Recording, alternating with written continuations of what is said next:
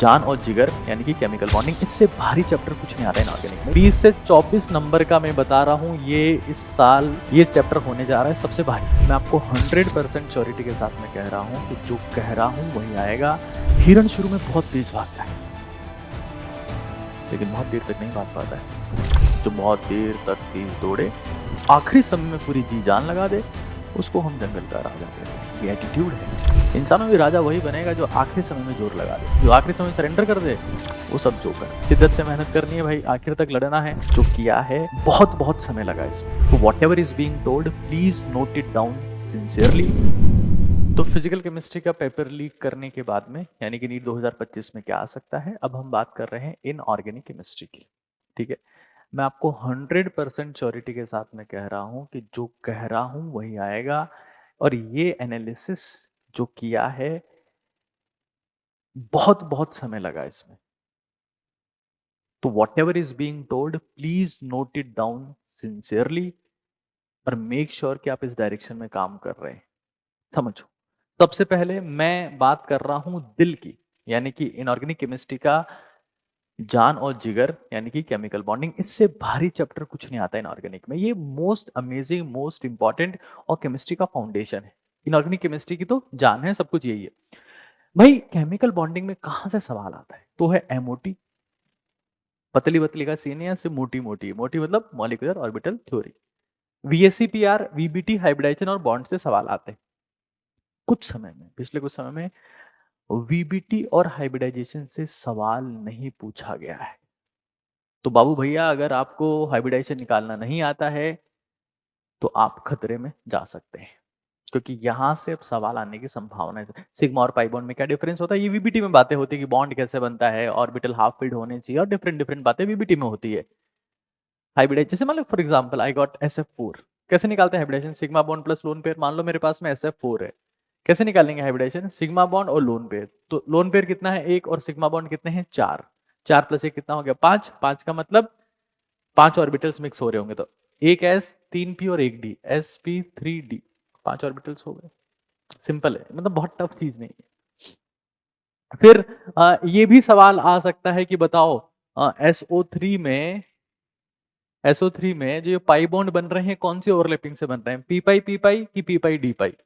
तो पहले इसका स्टेट ऑफ हाइब्रिडाइजेशन निकालेंगे, कितना आएगा, sp2, मतलब इसका एक पी बचा हुआ है, 2 पी तो काम में आ गए हैं, तो एक तो पी पाई हो जाएगा और बाकी दोनों पी पाई डी पाई हो जाएंगे। SO3 में 2 तो पी पाई डी पाई बॉन्ड है, एक पी पाई पी, ये समझ होनी चाहिए। तो वीबीटी और हाइब्रिडाइजेशन को ऐसे मिक्स करके भी सवाल पूछ सकता है। मैं पहले ही प्रेडिक्ट कर दे रहा हूं क्या आने वाला। फिर आयनिक बॉन्ड से भी सवाल पूछ सकते हैं, क्योंकि कुछ समझ से आया नहीं है। फेजांस रूल में एक इंपॉर्टेंट कॉन्सेप्ट होता है भाई। 4 से 5 सवाल एक्सपेक्टेड है। 20 से 24 नंबर का मैं बता रहा हूं, ये इस साल ये चैप्टर होने जा रहा है सबसे भारी, पक्का है ये। फिर कहां से पढ़े, इनऑर्गेनिक वेब सीरीज, 2 लेक्चर, एक सुबह एक शाम। यूट्यूब पे सर्च करो इनऑर्गेनिक वेब सीरीज। बाकी सारी तो देख ली आपने web series, inorganic web series देखो। जैसे एक गोली सुबह एक गोली शाम, वैसे एक लेक्चर सुबह एक लेक्चर शाम। 6 से 7 दिन में जो आपका फाउंडेशन बिल्ड होगा, आपको मजा आ जाएगा। ये करना पड़ेगा, इस कंटेंट को नोट डाउन करना है। आगे चलते हैं। एक सबसे बड़ी फफूंद है जो प्रैक्टिकल केमिस्ट्री में क्या करें, प्रैक्टिकल केमिस्ट्री कुछ नहीं करना होता। जो कंटेंट है उसी को पढ़ना है शांति से। कैसे, जैसे ऑर्गेनिक में differentiation reactions, 1 degree 2 degree 3 degree alcohol में कैसे डिफरेंशिएट करते हैं, प्रैक्टिकल ऑर्गेनिक केमिस्ट्री है। 1 डिग्री 2 डिग्री 3 डिग्री अमीन्स में कैसे डिफरेंशिएट करते हैं, प्रैक्टिकल ऑर्गेनिक केमिस्ट्री है। अल्कोहल और फिनॉल में कैसे डिफरेंस करते हैं, तो neutral FeCl3, practical organic chemistry है। एसिड और फिनॉल में कैसे डिफरेंशिएट करते हैं, तो NaHCO3, प्रैक्टिकल ऑर्गेनिक केमिस्ट्री है। तो कंटेंट ढंग से पढ़ो। अपन लोग क्या करते हैं कि सुबह से हम चिंता में हैं कि ये कैसे पढ़ें, ये कैसे पढ़ें। We just have to ensure कि जो हमारा सिलेबस है उसको हम सिंसियरिटी के साथ में पूरा कर ले रहे हैं। That is the practical thing, यही प्रैक्टिकलिटी है। हाइपोथेटिकली तो हम जीते रहेंगे टेंशन में कि पता नहीं क्या होगा क्या होगा। फिर लेसानिस मेथड बहुत इंपॉर्टेंट है, लेसानिस टेस्ट, जिससे हम सोडियम के साथ में ऑर्गेनिक कंपाउंड को गर्म करते हैं, उसको आयनिक फॉर्म में कन्वर्ट करते हैं, फिर उसकी टेस्टिंग करते हैं। ये प्रैक्टिकल वाला पार्ट है। फिर पी ब्लॉक में कुछ ऐसे दिए हुए, देखो नाइट्रेट का टेस्ट दिया हुआ है, brown ring test P block में दिया हुआ है। बोलते ना लोग पी ब्लॉक में तो ट्रेंड ट्रेंड पढ़ने पर, प्रैक्टिकल केमिस्ट्री है उनमें। बोरेक्स बी टेस्ट दिया हुआ है बोरोन फैमिली में, BO2 माइनस कोबाल्ट के साथ में कौन से कलर का बनता है? हाँ, COBO2 का होल ट्वाइस, ये पढ़ो भाई। फिर एक नाइट्रोजन फैमिली में अमोनिया के साथ में कॉपर का कॉम्प्लेक्स बनता है, एक स्क्वायर प्लेनर कॉम्प्लेक्स, जिसमें DsP2 स्टेट ऑफ हाइब्रिडाइजेशन होता है, और ये डार्क ब्राउन डीप ब्लू, माफ करिएगा, not dark brown, deep blue, browning test तो ये था, ये डीप ब्लू कलर यहाँ बनता है, बहुत इंपॉर्टेंट है। इवन जब प्रैक्टिकल केमिस्ट्री नहीं पूछते थे तब भी इस सवाल को बहुत बार पूछा है कि कॉपर की रिएक्शन हो रही है अमोनिया के साथ में, बताओ कौन से रंग का कॉम्प्लेक्स बना। तो कोऑर्डिनेशन कंपाउंड्स में भी आता है, पी ब्लॉक में भी आता है, प्रैक्टिकल केमिस्ट्री में भी आता है, कितना इंपॉर्टेंट आप समझ सकते हैं। फिर रेडिकल टेस्ट, जैसे कि Cl माइनस का test, chromyl chloride test D and F block में दिया हुआ है, कार्बोनेट का टेस्ट एस ब्लॉक में दिया हुआ है, K2Cr2O7 और KMnO4 की बात भी जो डी एंड एफ ब्लॉक में दिया हुआ है, क्योंकि ये भी प्रैक्टिकल केमिस्ट्री का सिग्निफिकेंट हिस्सा है। उसके अलावा एस ब्लॉक में फ्लेम टेस्ट, कि लिथियम को फ्लेम में ऐड करेंगे, सोडियम को फेंकेंगे ज्वाला में, जय ज्वाला मैया की जय, फिर पोटेशियम को फेंकेंगे, कौन सा रंग आएगा, ये पता होना चाहिए। ये सब प्रैक्टिकल केमिस्ट्री के पार्ट है। तो इस गलतफहमी में हम ना जिए कि एस ब्लॉक की तरफ तो देखेंगे नहीं, पी ब्लॉक की तरफ तो झांकेंगे नहीं, हाँ, ये नहीं बोलना है। They contain a lot of practical chemistry that we have to identify and isolate. तो मेरी अब आप लोगों से एक मैं टास्क दे रहा हूं, एनसीईआरटी के S block, P block, D and F block और ऑर्गेनिक में जितनी भी प्रैक्टिकल केमिस्ट्री है उसको पूरे को 2 पेज में लिखो। टास्क है मेरा। ऑनलाइन वाले बच्चे, ऑफलाइन वाले बच्चे, लिखना है। ऑफलाइन वाले को तो मैं चेक करूंगा, कूटूंगा अलग जो, तो आप लोगों को पता लग जाएगा। आगे देखो, अब देखो ये पीरियोडिक टेबल है। अब पीरियोडिक टेबल में ट्रेंड्स पूछते हैं भाई, ट्रेंड्स जो है ना आजकल पी ब्लॉक में इंक्लूड कर देंगे, हम पी ब्लॉक से भी ट्रेंड्स ही पूछेंगे। पी ब्लॉक मैंने एक पूरी पीरियोडिक टेबल मैंने एक पेपर में टीच की हुई है। कहाँ पढ़ा रखी है? तो इनऑर्गेनिक केमिस्ट्री का जो मेरा नया गनशॉट आया था न्यू वाला, उसका लिंक प्रोवाइड हो जाएगा। इनऑर्गेनिक वेब सीरीज का भी लिंक इसमें प्रोवाइडेड है। सब कुछ चीजें हम आपको दे रहे हैं साथ साथ में। इसमें यहीं से सवाल आते हैं कि बताओ इलेक्ट्रोनेगेटिविटी का ऑर्डर क्या है, आयनाइजेशन एंथैल्पी का ऑर्डर क्या है, इलेक्ट्रॉन गेन एंथैल्पी का ऑर्डर क्या है, परमाणविक त्रिज्या एटॉमिक रेडियस का ऑर्डर क्या है। तो आपको कम से कम इतना तो पता होना चाहिए कि मोस्ट इलेक्ट्रोनेगेटिव एलिमेंट कौन सा होता है, बताओ। फ्लोरीन। सबसे ज्यादा आयनाइजेशन एंथैल्पी किसकी होती है, बताओ। हीलियम की। सबसे कम सीजियम की। सबसे ज्यादा इलेक्ट्रॉन एंथैल्पी किसकी होती है, क्लोरीन की, है ना। मतलब क्लोरीन में इलेक्ट्रॉन जोड़ोगे तो सबसे ज्यादा एनर्जी बाहर निकलती है। अच्छा, सबसे मुश्किल किस एलिमेंट में इलेक्ट्रॉन जोड़ना है, तो उसका नाम है नियॉन, है ना भाई। एटॉमिक रेडियस किसकी सबसे ज्यादा है, सीजियम की। फिर एटॉमिक नंबर जो 100 से ज्यादा वाले हैं ना, इसका बीच बीच में सवाल पूछा गया है, इसका नोमेनक्लेचर में भी सवाल आएगा। यहाँ तो ट्रेंड से ही पूछते हैं भाई, पीरियोडिक टेबल में तो फिक्स है, ट्रेंड से ही पूछेंगे। कई बार मिक्स कॉन्सेप्ट से पूछ लेते हैं, जैसे जेईई मेन में पूछते हैं, वो एक स्टेटमेंट इलेक्ट्रोनेगेटिविटी का है, एक आयनाइजेशन एंथैल्पी का, इस टाइप का स्टेटमेंट देखिए भी एक साथ पूछ सकते हैं।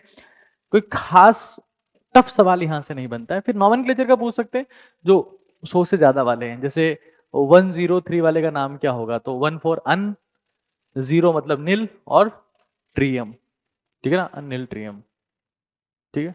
ये आप लोग थोड़ा बहुत समझते होंगे इसको। आगे चलते हैं भाई एक बार। अब एक चैप्टर आता है कोऑर्डिनेशन कंपाउंड, ये इसका इनऑर्गेनिक का गनशॉट का लिंक भी प्रोवाइडेड है आपको। अच्छा, प्रैक्टिकल केमिस्ट्री का मैंने एक सेशन लिया हुआ है, उसका लिंक भी मैं आपको प्रोवाइड कर रहा हूं, तो आपको हेल्प मिल जाएगा नोट्स बनाने में, कंटेंट बनाने में, राइट। वो लिंक सब सीक्वेंस वाइज लिंक प्रोवाइड आपको हो रहे हैं। कोऑर्डिनेशन कंपाउंड्स भाई, ये जो है this chapter is equally important. इसमें भी 4 क्वेश्चन आएंगे भाई। मैं सब क्यों कर रहा हूं, मैं एक फोटो आपको दिख रही है इस वीडियो में, अब ये फोटो तब की है जब मेरी सिस्टर का फर्स्ट डे था मेडिकल कॉलेज में, और मुझे पता है कि मैंने आखिरी टाइम में उसकी किस तरीके से हेल्प करी थी। मतलब शी वॉज डिप्रेस्ड मार्च में, तो कि भैया इस बार नहीं हो रहा है, कुछ नहीं हो पाएगा हमसे, बट आई मेड श्योर कि मैं वो सारी चीजें उसको बताऊं और वो एफर्ट लगाए। मैं वही काम आप लोगों के साथ में कर रहा हूं। आखिरी समय में लोग हार मान लेते हैं, जो हार नहीं मानते हैं फिर लोग उनको हार पहना देते हैं। बस यही डिफरेंस होता है दोस्त। If you can be consistent, you can kill anyone. और लास्ट टाइम की मेहनत ही असली मेहनत होती है। शुरू में तो गधा भी भागता है, आखिर में जो जोर लगाता है उसको शेर कहते हैं, और वही उसको जंगल का राजा बनाती है दोस्त। हिरण शुरू में बहुत तेज भागता है, लेकिन बहुत देर तक नहीं भाग पाता है। जो बहुत देर तक तेज दौड़े, आखिरी समय में पूरी जी जान लगा दे, उसको हम जंगल का राजा कहते हैं। ये एटीट्यूड है। इंसानों में भी राजा वही बनेगा जो आखिरी समय में जोर लगा दे, जो आखिरी समय में सरेंडर कर दे, वो सब जोकर, उनसे कुछ नहीं हो सकता। तो मैं आखिरी समय में मैं एफर्ट लगा रहा हूं आप लोगों के साथ में, बिकॉज आई वांट कि सिलेक्शन होता है लास्ट टाइम की मेहनत से ही होता है। जितने लोग मेडिकल कॉलेजेस में है, आईआईटीज में, वो लास्ट के 3 महीने की जोर से है, और जो लोग नहीं है वो आखिरी के 3 महीने में उनको डायरिया हो गया तो जोर लगा ही नहीं पाए थे। आगे देखो, कोऑर्डिनेशन कंपाउंड्स की बात कर रहा हूँ। नोमेनक्लेचर, आइसोमरेशन, बॉन्डिंग, वर्नर थ्योरी से फ्रीक्वेंटली सवाल आते हैं, लेकिन कहां से फ्रीक्वेंटली नहीं आ रहे हैं अब, तो वो है मेटल कार्बोनिल्स। बैक बॉन्डिंग होती है, कॉम्प्लेक्स के ऊपर नेगेटिव चार्ज हो तो बैक बॉन्डिंग ज्यादा हो जाती है। हाँ, याद है कुछ? मेटल कार्बोनिल्स, जैसे कि for example NiCO4, back bonding. और एप्लीकेशन ऑफ कोऑर्डिनेशन कंपाउंड, जैसे EDTA का क्या यूज होता है, इथिलीन डाइमीन टेट्राएसिटेट का क्या यूज होता है, सिस्प्लेटिन का क्या यूज होता है, स्ट्रक्चर क्या है, जिस सॉल्ट का फॉर्मूला क्या है, हाँ, KPtCl3 N2C2H4, N क्या, नीटा स्क्वायर C2H4। तो ये यहां से छोड़ना नहीं है भाई इसको। तुम कल को ये सोच लो कि यार ये तो हमने छोड़ दिया, ये बात नहीं बनेगी फिर। और ये चीज शिद्दत से करो, पूरे मन और समर्पण से करो। जैसे मैं भी आप लोगों के लिए ये चीज बनाई, मैंने बहुत मेहनत करके बनाता हूँ, हद मेहनत लगती है। मेरे पास में कोई रिसोर्सेज नहीं है, it takes a lot of effort. हाँ, कुछ लोग मेरा साथ देते हैं, but still it takes a lot of effort. तो मैं चाहता हूँ आप भी शिद्दत से मेहनत करें, वरना कोई मतलब नहीं है इस जीवन में। अब मैं डी एंड एफ ब्लॉक की बात करता हूँ भाई। तुम जब इस वीडियो को देख रहे हो, मैं लिंक प्रोवाइड कर रहा हूँ डी एंड एफ ब्लॉक का भी। एक चीज रट लेना, एटॉमिक नंबर और electronic configuration D and F block का ढंग से आना चाहिए। जितने भी एक्सेप्शनल इलेक्ट्रॉनिक कॉन्फ़िगरेशन है कि यार ये एक्सेप्शन है, वो सारे मैंने विश्वास बैच में, ऑफलाइन में, ऑनलाइन में ढंग से पढ़ाए हैं। और पीरियोडिक टेबल सबसे बेस्ट पढ़ाई है पूरे इंडिया में, सबसे बेस्ट पढ़ाई है। You can check that. अब इलेक्ट्रॉनिक कॉन्फ़िगरेशन आना चाहिए, एटॉमिक नंबर पता होना चाहिए। ये यहां से सवाल आता है, फिर वो पूछ लेगा उसका मैग्नेटिक मोमेंट बताओ, √n × n+2, तो सब इलेक्ट्रॉनिक कॉन्फ़िगरेशन की माया है वो। तो ये आपको आना चाहिए भाई। डी एंड एफ ब्लॉक में मोस्ट इंपॉर्टेंट है। फिर लेंथ एंड कॉन्ट्रैक्शन से साइज का सवाल पूछ लेगा, लेकिन वो साइज वाइज सब कुछ इसी से सॉल्व होंगे कि आपको डी एंड एफ ब्लॉक और ये जितने एटॉमिक नंबर है उनमें वो अच्छे से समझ होनी चाहिए, उसकी याद होनी चाहिए ढंग से, और एक्सेप्शन में याद होनी चाहिए। फिर ये साइज वाला मैंने आपको बता दिया। फिर पी ब्लॉक में मैं इसका लिंक प्रोवाइड कर रहा हूँ पूरा। मैं आपसे रिक्वेस्ट करूंगा कि आप पी ब्लॉक में ना ये ना सोचें कि ये तो नहीं आता है। आप पी ब्लॉक पढ़ेंगे तो आपकी समझ विकसित होगी। मैं एक जबरदस्त वीडियो आपको प्रोवाइड कर रहा हूँ पी ब्लॉक एलिमेंट्स का, उसको देखो, उसका नोट्स बनाओ, पूरा ढंग से उसको पढ़ो, ठीक है। पी ब्लॉक जब हम पढ़ते हैं ना, तो हमारी इनऑर्गेनिक केमिस्ट्री की समझ विकसित होती है, प्रैक्टिकल केमिस्ट्री की समझ विकसित होती है, ऑर्गेनिक की समझ विकसित होती है, और ओवरऑल दिमाग डेवलप होता है कि यार हाँ, ये पी ब्लॉक क्यों है। और मैं तो हमेशा कॉन्सेप्चुअली पढ़ाता हूँ, मैं रटवाने वाला काम वैसे पी ब्लॉक में कभी नहीं किया। तो आप इसका लिंक भी मैं आपको प्रोवाइड कर रहा हूँ, वन शॉट का, पी ब्लॉक वन शॉट का। जनरल ट्रेंड से आएंगे तो पीरियोडिक टेबल से इसको आप कनेक्ट कर सकते हैं, अब है ना, दोनों लगभग साथ में। प्रैक्टिकल एस्पेक्ट्स के बहुत इंपॉर्टेंट है, जो मैंने यहाँ पर ये बहुत सारी चीजें लिखी है, ये सब पी ब्लॉक के एस्पेक्ट्स यहाँ पर लिखे। तो आई होप ये वीडियो आप सभी को क्लियर है, और it will help you a lot. समझ लो मैंने क्या क्या बातें बताई है, क्या क्या इंपॉर्टेंट है, सारे लिंक में प्रोवाइड कर दिए हैं। Everything is there for you, right. Thank you so much. आप को अगर लगता है कि मुझे एनसीईआरटी रटनी है ढंग से, तो एक एनसीईआरटी निचोड़ बुक आती है, जो यहाँ ऑफलाइन में हमारे बच्चे या ऑनलाइन किसी कोर्स में, उन सबके पास में तो ये है। और एक एनसीईआरटी फील आती है ना, जो शायद अभी मेरे पास में अवेलेबल नहीं है, बट आपको फोटोग्राफ उसका दिख रहा होगा। दोनों का लिंक भी मैं लास्ट में प्रोवाइड कर दूंगा। इन दोनों बुक्स का इस्तेमाल करके, एनसीईआरटी फील में क्या है कि एनसीईआरटी की लाइंस हैं और कीवर्ड्स हटा दिए गए उनमें से, तो आप उसको भर के अपनी और बेहतरीन प्रैक्टिस कर सकते हैं, राइट। तो आई होप ये सब लोगों को क्लियर है। शिद्दत से मेहनत करनी है भाई, आखिर तक लड़ना है। ऊपर आका है और नीचे आपका काका है।